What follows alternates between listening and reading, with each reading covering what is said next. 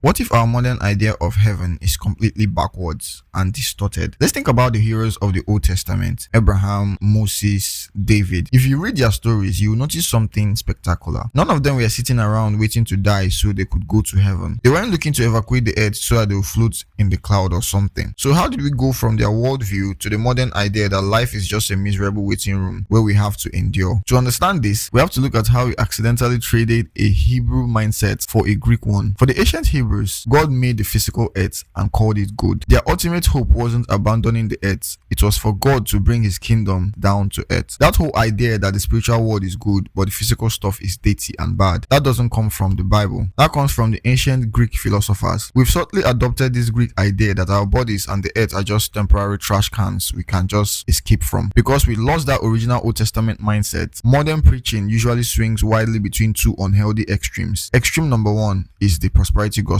This treats God like a cosmic genie. It says God's main goal is to give you maximum wealth, health, and comfort right now. It practically worships the physical world. Extreme number two is the escapist or poverty gospel. Pastors see the damage of the prosperity gospel, so they swing completely to the other side. They preach that wealth is a trap, the earth is just a place to suffer, and your only job is to avoid the world until you finally die and get your reward in heaven. So basically, suffer on earth and enjoy in heaven. But the Old Testament saints lived in the middle of these two extremes. They knew the world was broken by sin, but they didn't treat it like a sinking ship. They didn't worship wealth. So why does this matter to us today? Because if we drop the escape to heaven mindset and start believing that this physical earth actually matters to God, it completely flips how we live our lives today. First, we start seeing our physical work or job as a means of worship to God. Second, we actually try to fix the world and not abandon it mentally because we have a mindset of we are going to somewhere else. Third, we get a healthy relationship with wealth and pleasure. Have a great meal, a successful business, or even laughing with friends. Those are not worldly distractions, those are blessings from God. And finally, we take care of our bodies and the planet. If physical matter is good,